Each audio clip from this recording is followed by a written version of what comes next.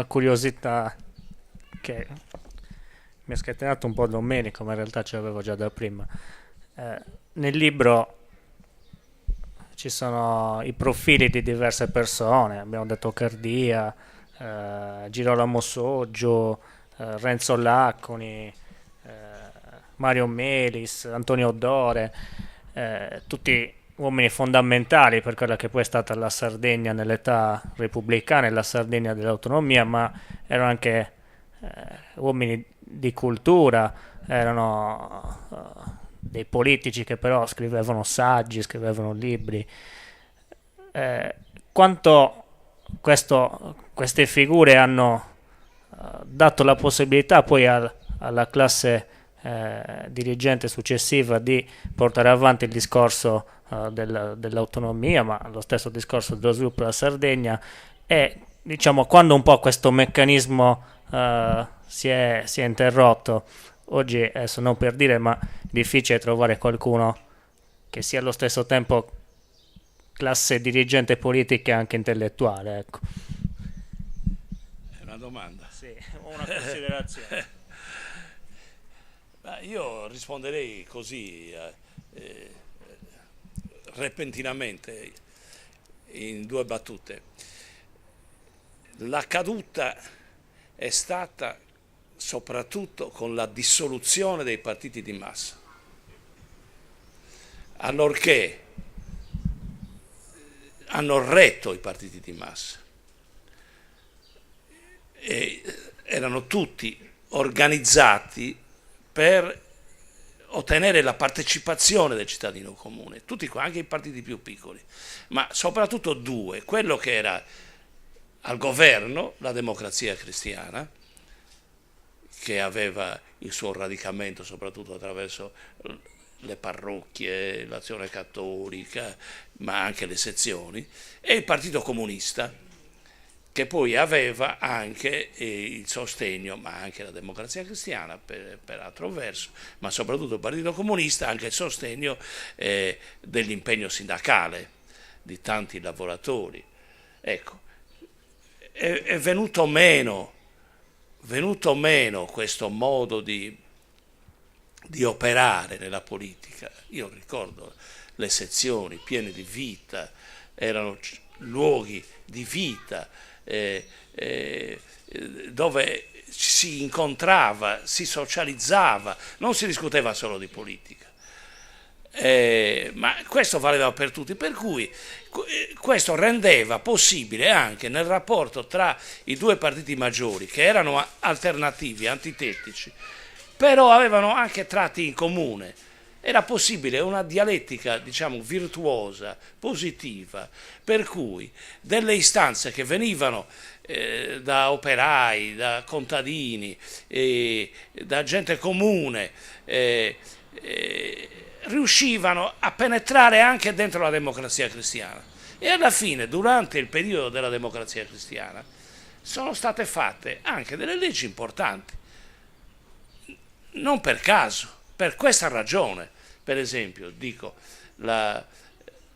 l'introduzione della scuola media unica, lo statuto dei lavoratori, per citare qualche aspetto, insomma, importante, e tante altre leggi, adesso non voglio farla lunga, insomma. Finito questo periodo, il degrado si è visto proprio a vista d'occhio, come si dice, insomma. Si è notato sempre più, sempre meno la base dei partiti ha contato, sempre più hanno contato i vertici, sempre più è emerso il personalismo, le correnti sono diventate cricche, sono diventate lobby, per dire un termine più nobile, insomma. Ma comunque qualche volta sono anche organizzazioni di malaffare, di tangenti e così via, insomma, ecco. E poi si è arrivati all'assurdo dell'ultimo periodo, con la legge che fu chiamata porcata, porcellum lo chiamano, no? Dallo stesso autore leghista, che sarebbero i portatori del nuovo, questa legge che ha abolito le preferenze, che praticamente consente a 2 o 3 persone di formare il Parlamento. E poi tutte le leggi che sono state fatte anche, non è, cioè il degrado della politica poi ha portato alla promulgazione di leggi che dovremo rivedere tutte quante, a partire da come funzionano i comuni oggi. Ci pensiamo? I consigli comunali contano come contavano un tempo. Il sindaco non ha forse un potere esorbitante, non è una specie di sindaco potestà, anzi anche peggio. Il governatore, il presidente della provincia, stesso discorso. Il governatore della regione, stesso discorso. E le indennità che riceve, i costi della politica. Parliamo di questo, se ne parla tutti i giorni, ne parlo apertamente. Non ho peli sulla lingua. I costi della politica. Voi vedete che anche molti che si dicono rivoluzionari non dicono tutto quello che dovrebbero dire. Io le conosco le situazioni e lo dico apertamente. Ecco, il costo della politica. Oggi un deputato ha un'indennità e poi raddoppia con tante altre voci. Così il consigliere regionale. Non era questa la situazione di 20-30 anni fa. È cambiata. E giù di lì si potrebbe continuare. Ma io dico, tutti parlano, dicono, ma bisogna togliere questo, togliere quest'altro. La cosa è semplice. Basterebbe semplicemente dimezzare il numero dei deputati, che è un numero esorbitante rispetto alle altre nazioni in Italia. Dimezzarlo. Fare il Senato delle Regioni, se ne parla da un sacco di tempo, con rappresentanti delle regioni. Dimezzare più o meno a seconda delle situazioni, non andiamo così a sforbiciare il numero dei consiglieri regionali, dimezzare, lasciare l'indennità e basta ai deputati e ai consiglieri regionali. Solo l'indennità. Stop. Basta.